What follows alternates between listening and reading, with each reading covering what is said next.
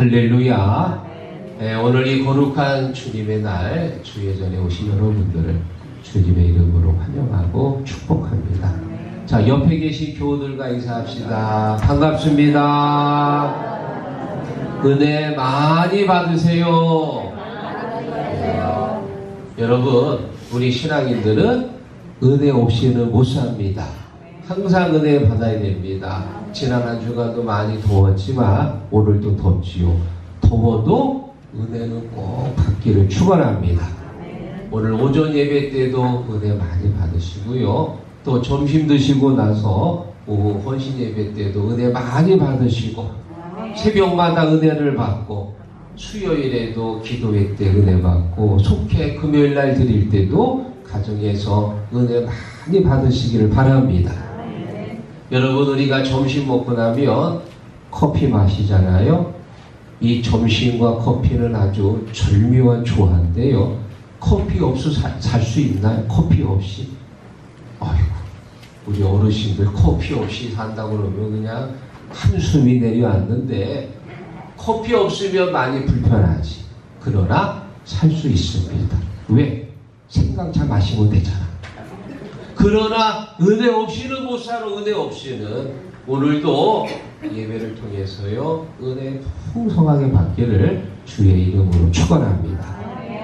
자, 오늘 우리가 읽은 이 본문 6장에는, 이 요한복음 6장에는 예수님께서 물고기 2마리와 보리떡 5개로 5,000명을 먹인 사건이 나옵니다.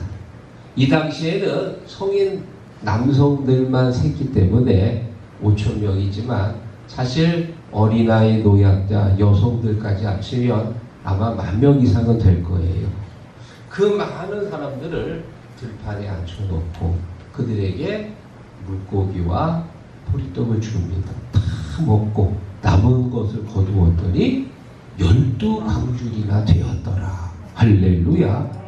이 놀라운 기적의 역사는 마태, 마가, 누가, 요한복음, 사복음서에다 기록이 될 만큼 아주 중요하고 또 놀라운 사건입니다. 떡을 먹고 물고기를 먹은 사람들이 어떤 생각을 하느냐? 야, 여기 있는 이 예수란 분이 바로 우리가 기다렸던 메시아구나. 저분만 있으면 우리가 평생 배고프지 않게, 평생 배부르며 살겠구나. 그리고는 예수님을 억지로 임금으로 삼으려고 했습니다. 예수님이 그런 모습을 보시고 그들을 떠나서 배를 타고 가버나움에 가십니다. 사람들이 예수가 없는 것을 알고요, 또 배를 타고 예수를 따라 가버나움까지 쫓아간 거예요. 그때 예수님께서 자기를 따라온 사람들에게 하신 말씀이 오늘 본문의 내용입니다. 저는 오늘 본문의 말씀을 가지고 무리인가 제자인가 라는 말씀의 제목을 정했는데요. 오늘 우리가 말씀을 통해서 내가 예수님을 따라갔던 무리 중에 한 사람이었는가, 아니면 정말 예수님의 말씀을 듣고 따라갔던 제자인가, 오늘 내 믿음을 점검하시고, 여러분 무리 중에 한 사람이 되지 마시고요, 말씀을 따라갔던 제자가 되시기를 주의 이름으로 축원합니다. 무리인가 제자인가? 첫 번째, 무리들은 떡 때문에 예수님을 찾아다녔다. 26절 읽어봅니다. 예수께서 대답하여 이르시되 내가 진실로 너희에게 이르노니 너희가 나를 찾는 것은 표적을 본 까닭이 아니요 떡을 먹고 배부른 까닭이로다. 아멘. 오늘 본문에 등장한 이 사람들은 떡을 먹고 물고기를 먹고 나서요, 어떤 생각을 했냐? 야, 저분만 있으면 먹는 건 걱정이 없겠구나. 떡을 먹고 배불러가지고 예수님을 따라간 거예요. 예수님의 그 기적의 능력을 보고 따라간 게 아니고 떡을 먹고 배불렀기 때문에 예수님을 따라갔다. 여러분, 교회를 오는 사람들이요, 제각각입니다. 어떤 사람은 사랑하는 사람을 잃고 너무 마음이 아파서 위로받으려고 교회를 오는 사람도 있고요. 장사를 시작했는데 교회 가면은 교인들이 많이 팔아준다는 얘기를 듣고 큰 교회 등록하는 사람도 있고, 또 청년들 같은 경우에는 교회 가면은 여자 청년들이 많다는 얘기를 듣고 어떻게 한번 좀 건질까 해가지고 일부러 교회 가는 청년도 있고요. 또 어떤 사업가는 사업을 했는데 너무 사업이 안 돼가지고 점장인을 찾아갔습니다. 어떻게 하면 내 사업이 잘 될까요? 하고 점장이한테 물어봤더니 점장이가 얘기하기를, 당신 교회 가야 사업 잘 돼, 교회 가야. 그래가지고 점장이 말 듣고 교회 온 사업가가 있더라고요. 아니, 그런 점장이는 내가 좀 한 명 알아두면 좋을 것 같아. 여러분, 이런 이유들은 근거가 있습니다. 우리가 교회 와서 예수 믿으면 예수님께서 우리의 필요한 것들을 채워주세요. 예레미야 32장 27절, 나는 여호와여 모든 육체의 하나님이라 내게 할 수 없는 일이 있겠느냐. 주님께서 우리에게 건강의 문도 열어주시고 자녀의 문도 열어주시고 사업의 문도 열어주십니다. 이런 이유들은 분명한 근거가 있습니다. 그러나 교회를 찾아오는 본질이에요. 본질. 우리가 교회 오는 본질이 무엇입니까? 내 죄를 씻김 받고 내 영혼이 구원받는 거예요. 믿습니까? 본질을 떠나면 쫓아왔다가도 결국은 떠나가는 거예요. 지금 우리가 꼭 기억해야 할 것이 있습니다. 예수님을 따라왔던 사람들은요, 열정이 보통이 아니에요. 아주 대단한 열정을 가지고 있습니다. 예수님께서 배를 타고 가버나움에 가니까 그들도 예수님을 따라서 배를 타고 쫓아간 거예요. 자기를 쫓아온 그들에게 예수님께서 이렇게 말씀하십니다. 나는 하늘에서 내려온 살아있는 떡이니 살아있는 이 떡을 먹으면 영생하리라. 내가 줄 떡은 곧 세상의 생명을 위한 내 살이니라 하시리라. 나는 하늘에서 내려온 산떡이 나를 먹으라는, 내 살을 먹으라, 내 피를 마셔라. 사람들이 그 얘기를 듣고 깜짝 놀랍니다. 아니, 우리가 무슨 식인종도 아닌데 어떻게 살을 먹고 피를 마셔? 저 양반 좀 이상한 거 아니야? 아유, 너무 어려운데. 그 말을 들었던 사람들이 한 명 한 명 떠난 거예요. 보니까는 다 떠났어. 본질 때문에 따라가지 않고 떡을 먹고 배불러서 예수님을 따라간 사람들은 결과적으로 다 떠나는 거예요. 본질을 떠나면 신앙은 무너집니다. 본질에 서 있지 않으면 결국 넘어지고 쓰러져서 예수를 떠나게 됩니다. 사랑하는 성도 여러분, 우리가 늘 본질, 내 죄를 씻음받고 내 영혼이 구원받는 그 믿음의 감격이 있기를 주의 이름으로 축원합니다. 우리 감리교를 창시하신 요한 예수님 목사님은 30대 중반에 회심하고 이제 이 감리교 복음 운동을 하시는데요. 회심하기 전에 이 32살 때 저 미국에 있는 인디언들을 전도하기 위해 조지아주로 선교를 갑니다. 선교 2년 동안 하면서 실패해요. 그리고는 이제 다시 영국에 돌아와가지고 또 한 2년 정도 또 방황을 하는데, 자기가 회심하고 나서 쓴 웨슬리 일기가 있습니다. 그 일기에 이렇게 적었습니다. 나는 그때 나 자신도 구원의 확신이 없으면서 인디안들을 전도하기 위해 전도를 하러 갔었습니다. 구원의 확신이 없으니까 전도하다가 실패하고 방황하게 되는 거예요. 여러분, 신앙생활 하면서 구원의 확신이 중요합니다. 하나님이 나를 사랑하신다. 하나님이 내 영혼을 구원하셨다. 강력한 구원의 확신이 없으면 교회에 나와서 신앙생활 하다가도 세상 환난이 오면 쓰러져, 풍파가 오면 또 넘어져, 자꾸 쓰러질 수밖에 없어. 주님이 나를 사랑한다고 하는 강력한 구원의 확신이 있기를 축원합니다.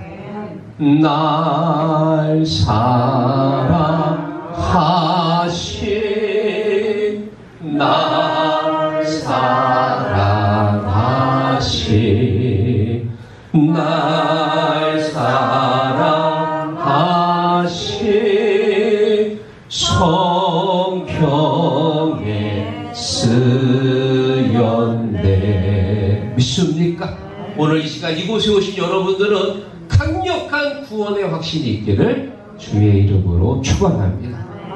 자, 무리인가 제자인가 두 번째, 제자들은 영생의 말씀 때문에 예수님을 떠나지 않아서 68절 읽어봅니다. 시몬 베드로가 대답하되 주여 영생의 말씀이 주께 있사오니 우리가 누구에게로 가오리까. 아멘. 영생의 말씀이 있사오니. 여러분, 지금 무리들은 떡을 먹고 배불러서 예수님을 따라왔는데 예수님이 말씀하니까는 다 떠나버렸어요. 주위에 누구만 남았냐? 제자들만 남았습니다. 예수님께서 제자들을 향해 말씀하십니다. 너희도 가려느냐? 너희도? 그때 베드로가 말하기를 주여 영생의 말씀이 여기 계시네. 우리가 어디로 가리이까? 그러니까는 지금 이 제자들은 떡을 먹고 물고기를 먹어서 배불러가지고 예수님을 따라다닌 게 아니에요. 예수님의 말씀을 들었을 때 말씀을 믿었습니다. 그리고 그 말씀을 붙들었습니다. 말씀을 붙들었기 때문에 떠나지 않았어요. 말씀을 밥으로 갖고 말씀을 사모하면서 지금까지 예수님을 따라온 거예요. 오늘 여러분 마음에 예수의 말씀이 세워져 있기를 주님의 이름으로 축원합니다. 우리가 한자를 보면은 이 중심이라고 하는 한자가 있지요. 가운데 중자에 마음 심자인데요. 이 중심이라는 한자를 세로로 세우잖아요. 그거 보면 세로로 섰잖아요. 그랬더니 무슨 자가 돼요? 충성, 충자가 됩니다. 여러분, 우리 마음의 중심에 무엇을 세우느냐에 따라서 충성의 대상이 달라지는. 지금 예수님을 따라왔던 그 많은 무리들은 그 마음의 중심에 뭐가 서 있었어요? 떡이 서 있어요. 떡. 왜? 떡 먹으려고. 떡만 있으면 세상 걱정이 없지. 배고프지 않고 평생 배부를 거라고 생각하고 떡을 바라보면서 예수님을 찾아온 거예요.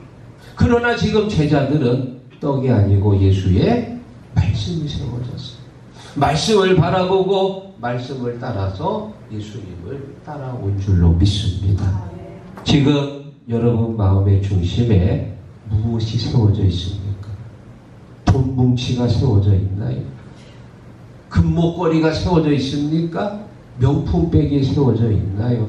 이런 것을 바라보고 교회를 다니고 예수를 쫓아다니면 결국은 넘어져. 세상 환난, 세상 풍파가 오면은요, 믿음이 약해서 결국은 넘어지는. 여러분, 믿음의 중심에 피 묻은 예수 그리스도의 십자가가 세워져 있기를 축원합니다. 예수의 말씀이 세워져야죠.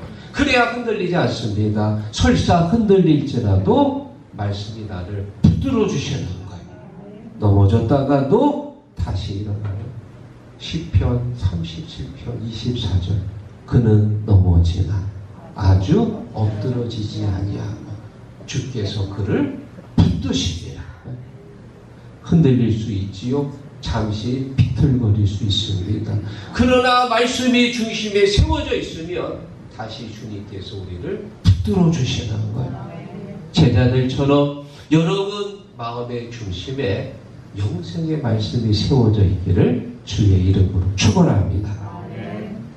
제가 2020년도 우리 당진지방 교육부 총무였을 때 우리 사경회가 열려가지고요. 저 동탄 시온교회 우리 하근수 목사님을 강사로 총빙해서 우리가 4일 동안 아주 풍성한 은혜를 받았습니다.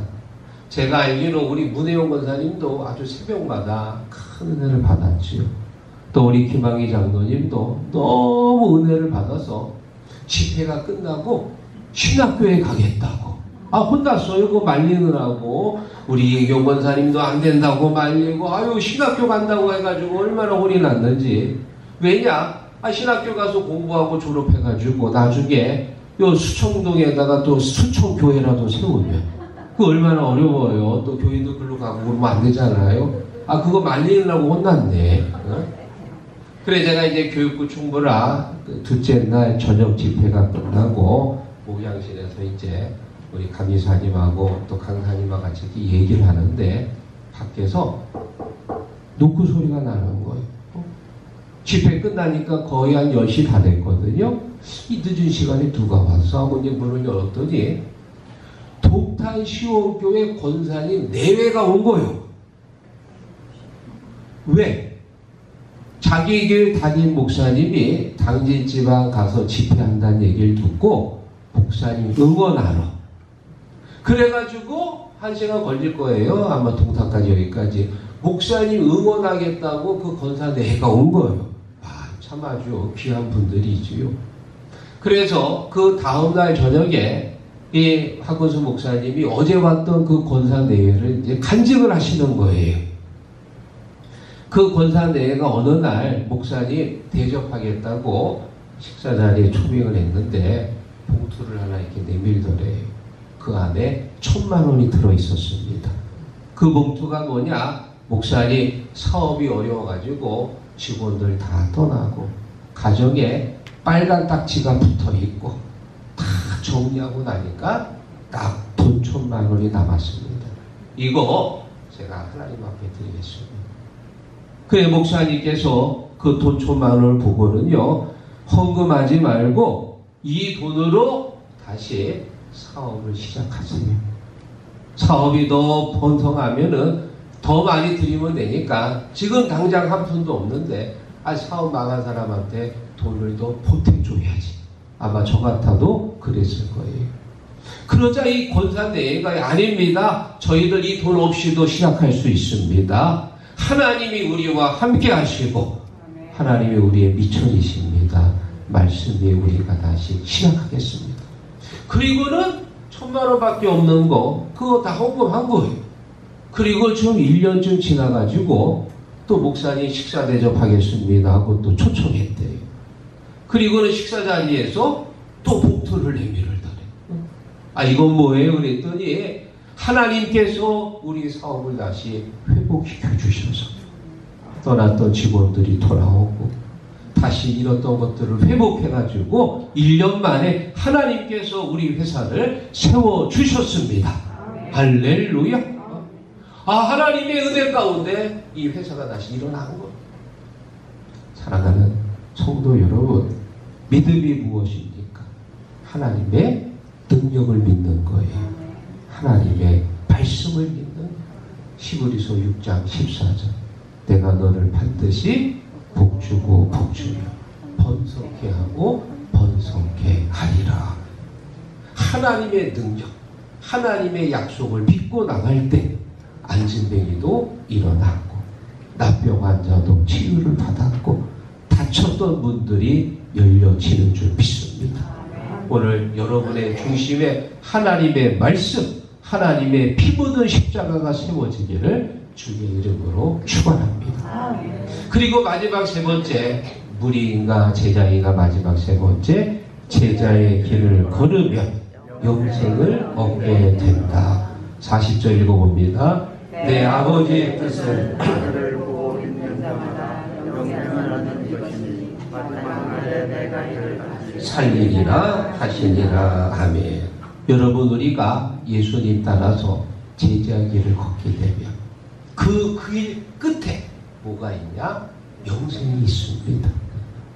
우리가 가는 그 끝에는요, 하나님이 약속하신 영원한 생명, 천국에서 주님과 함께 영원히 사는 줄로 믿습니다. 요한복음 14장 1절에 예수님이 말씀하셨습니다. 너희는 마음에 근심하지 말라. 하나님을 믿으니 또 나를 믿으라. 내 아버지 집에 거할 곳이 많도다. 할렐루야. 주님이 우리를 위해서요, 저 천국에 영원한 집을 준비하셨습니다. 우리는 이 땅이 전부가 아니고 하나님이 만드신 영원한 생명 천국이 있는 줄로 믿습니다. 우리 신앙인들이 가장 닮고 싶어하는 성경의 인물이 있지요. 바로 바울입니다. 이 바울은 자기가 고백하기를 태어난 지 8일 만에 할례를 받고 태어날 때부터 10을인 중에 10을이고 베냐민 지파 또 바리새파 사람이고 율법에 흠이 없는 사람이었고 가멜리엘 교포사 밑에서 공부한 수재였고 더 놀라운 건 태어나면서부터 로마 시민권을 가졌다는 지금 미국 시민권 따려고 그 반삭의 참모들이 그냥 그 어려운 그 미국에 달려가가지고 거기서 애를 낳는데 요즘 트럼프 때문에 그것도 어렵게 됐어. 그것도 어려워. 태어나면서부터 2000년 전에는요 로마 시민권이 최고였거든요. 그런 최고의 스펙을 가졌던 이 바울이 뭐가 부족해가지고 전도하겠다고 다니면서 얼마나 매를 맞고 욕을 얻어먹고 감옥에 갇히고 고생 많이 했지요. 매도 다양하게 맞았습니다. 돌에 맞아가지고 죽다가 다시 살아나기도 하고요. 태장을 3번이나 맞고 태장은 우리나라의 곤장 같은 거예요. 아마 우리 여성들 그거 한 대 맞으면 기절할 거예요. 거기다가 40에 하나 감한 매 채찍입니다. 5번 맞았다고 하는 거 보면 195대 맞았으니 온몸이 상처 투성이지 뭐 찢기고 패이고 멍들고 뭐 왜 이렇게 뭐가 부족해서 바울이 그 좋은 스펙을 다 놔두고 그렇게 열심히 전도하면서 고생했을까? 바로 영원한 생명, 영생에 대한 약속을 갖고 있었기 때문에. 믿습니까? 그래서 바울이 디모데전서 1장 16절에 이렇게 말합니다. 그러나 내가 국류를 입은 까닭은 주를 믿어 영생 얻는 자들에게 본이 되게 하려 하시니라. 아멘. 내가 믿음을 지키고 선한 싸움을 싸우고 달려갈 길을 마치며 주님께서 내 머리에 면류관을 씌워주실 것이고 영원한 생명, 이 영생을 하나님이 내게 주실 것이다. 천국을 바라보며 영원한 생명에 대한 약속을 가졌기 때문에 그렇게 매맞고 의도 터지고 감옥에 갇히고 고생했지만 그는 그것을 고생이라고 생각하지 않았습니다. 하나님이 주신 축복으로 바라봤어요. 믿습니까? 사랑하는 성도 여러분, 천국은 있습니다. 영원한 생명이 있습니다. 영생을 누리며 사시기를 축원합니다.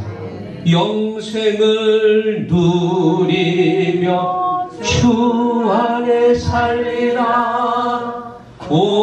오늘도 내일도 주 함께 살리라. 여러분에게 말씀을 정리하면서요 한 사람을 소개합니다. 토머스 모어라는 영국의 순교자입니다. 이분은 정치가이면서 또 법률가이도 있는데 헨리 8세 때 대법관을 지낸 인물입니다. 이 헨리 8세라는 왕이 잉글랜드 교회에서요 왕위 지상권을 주장합니다. 이 왕위 지상권이라고 하는 건 교황의 권위를 부정하고 내가 최고라는 거예요. 그래 이 토마스 모어는 신앙인으로서 그것을 인정할 수가 없어요. 그래서 왕위 지상권을 이 토마스 모어가 인정하지 않았더니 헨리 8세가 이 토마스 모어를 잘랐어요. 그리고 런던 탐에 가두었습니다. 재판을 통해서 유죄 판결을 받고 사형이 확정됐습니다. 1년 동안 갇혀 있는데 그의 이제 동료들이 찾아와가지고 말합니다. 자네 살 수 있는 방법은 저 헨리 8세의 왕위 지상권을 인정하는 것이지. 그저 모르는 척하고 눈 딱 감고 인정해. 그래서 일단 살아나야지. 그런데 이 토머스 모어는 자기 믿음을 저버릴 수 없었어요. 끝까지 믿음을 지켜갑니다. 마지막에는 자기 아내와 자식들이 찾아왔어요. 여보, 나는 당신하고 같이 오래 살면서 늙어가지고 재미있게 살면서 자식들, 손자들 얼굴 보길 원해요.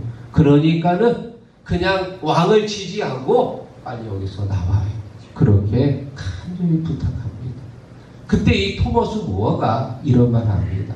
내가 여기서 왕이 지상권을 인정하고 풀려나면 앞으로 당신하고 몇 년을 더 살 수 있을 것 같고, 내 나이가 50대 후반이니까 앞으로 20년은 더 살겠지.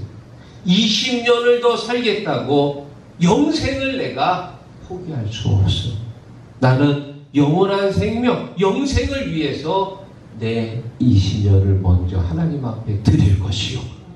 그리고는 단두대에서요, 목이 잘려져 가지고 50대 후반에 순교를 당합니다.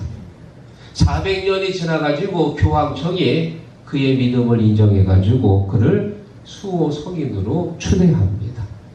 사랑하는 성도 여러분, 영생은 후면의 소설의 얘기가 아니고 하나님이 우리에게 약속하신 선물입니다. 영원한 생명은 반드시 있습니다. 사랑하는 시국 성도 여러분, 여러분의 관심은 어디입니까? 지금 여러분의 중심에 떡이 있습니까? 아니면 영생이 있습니까? 여러분, 떡을 포기하라는 게 아니에요. 떡도 중요하지요. 우리가 살아가면서 떡은 꼭 필요합니다. 그러나 우리가 떡을 바라보고 사는 건 아니에요. 떡이 우리의 목적이 아닙니다. 영원한 생명, 하나님의 말씀을 바라보고 믿음으로 살아가야 돼요. 떡을 바라보고 물질을 바라보고 살다 보면 금방 넘어집니다. 쓰러지고 결국은 예수를 떠나게 됩니다. 영원한 생명, 말씀을 붙들고 살아갈 때에 주님께서 여러분들을 붙들어 주시고 끝까지 믿음으로 승리하도록 도우실 줄로 믿습니다.